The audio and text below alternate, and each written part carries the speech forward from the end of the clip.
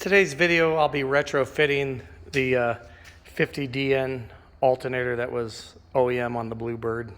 Again, this is a Series 60 to a new Bosch 200 amp. Part number is going to be AL9963, S as in Sam, B as in boy. There'd been another part number that was put out there for the alternator. The problem is that alternator does not have the widespread that's needed for the new bracket that's going to be required to mount that. This is a Detroit Series 60 bracket. I don't know if you can see that. It says 8929807. 8929807. I bought this off of eBay. I think it was about $80. The alternator itself, this is a 200 amp Bosch. This is not a rebuilt. This is a new alternator.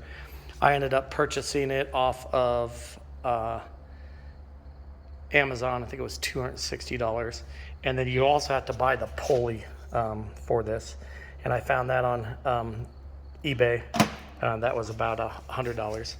And I'll give you a part number on that later. I'll have to look it up. But decided to get rid of this alternator. This is actually a new 50DN. I'm going to put it up. It was brand new. There's my old one.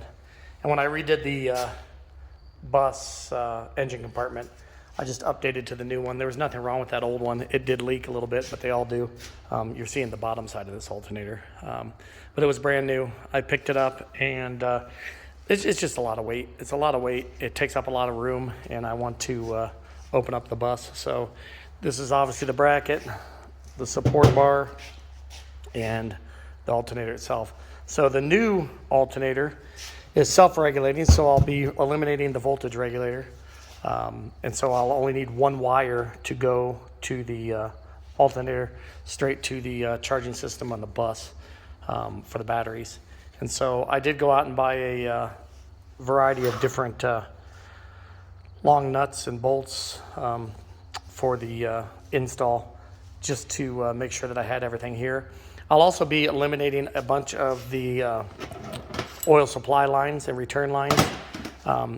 This one I just spent $100 and some odd having it made, brand new, so I'll be putting that up on the wall. And I no longer need it. I mean, literally that doesn't have 200 miles on it. So let's go out to the bus and I'll show you what we're doing different. All right, we're out at the bus. My new engine remodel is a little dirty. I just got back from my trip with some dirt roads, but you can see I've got the old alternator bracket and alternator off. And so I want to take time to go through what I'm doing here. There is a T that goes onto the side of the compressor. One of them leads up to the alternator, and then one of them goes to a oil supply line that is right here in the side of the engine, that hole right there. So I've got rid of the T. I had a new line made.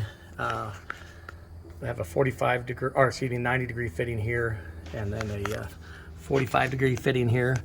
All the way on the back here is another, right here, it's hard to see.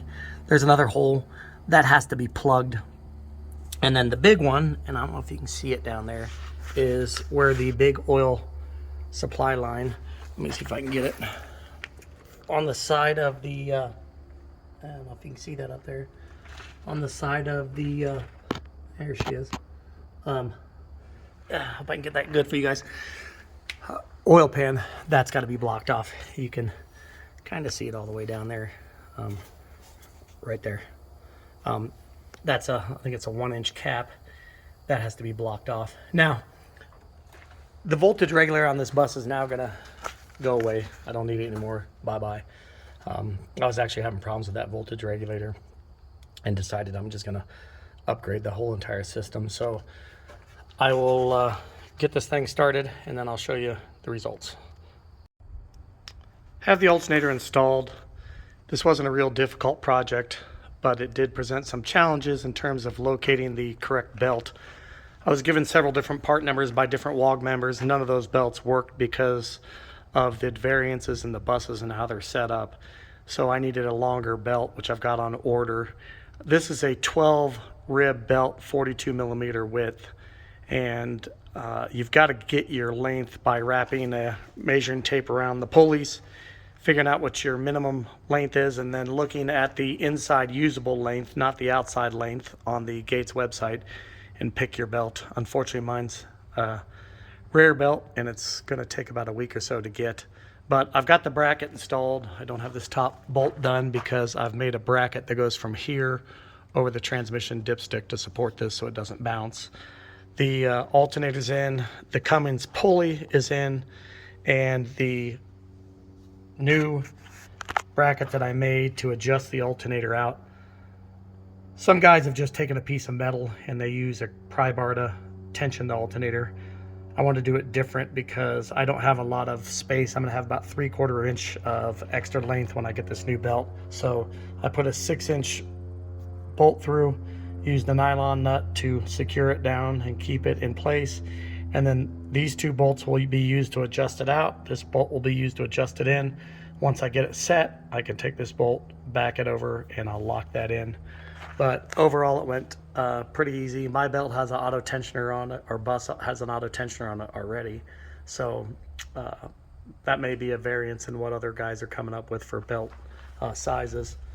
On the back side, you'll see I've got the new line in. It's 45 degree going into the side of the block, comes down, and instead of having that T, I now have a 90 degree brass fitting that goes in. On the back side, I've plugged that hole where the other supply line went. I had this cable laying around. It's bigger than what I need, but it will work. So that will tie into the bus. And then obviously I've got the new nuts and bolts and whatnot in there. You'll notice that the voltage regulator is gone. I have to tie off these wires and cap them off. I will label them so that, I don't know why, but maybe in the future, whoever owns this bus years down the line, they may want to put a 50DN back in. But this all went pretty good. I had to cap the 1-inch line that's down there. You can see it. It has a cap on it. Some guys leave their hoses in place and just cap the hoses. I didn't like that. I want to clean it up. I do have some bolts I have to put through here to fill the holes where the old bracket went. And the only reason I'm doing that is to leave tension on the case so it doesn't leak. A lot of guys don't have them over here, but I'm going to put it here because I do get a small weep up top. So once the belt arrives, hopefully I'll be able to fire this thing up and test it all out. It hasn't been a real huge project, like I said, and it wasn't really that expensive to do. Hope this helps anyone that's considered doing it. If you need a brand new 50DN alternator that was on a bus for less than 200 miles, I've got one sitting in my shop, along with the bracket for the 50DN and the massive supply line that goes down to the side of the oil pan. Hope again that this helps.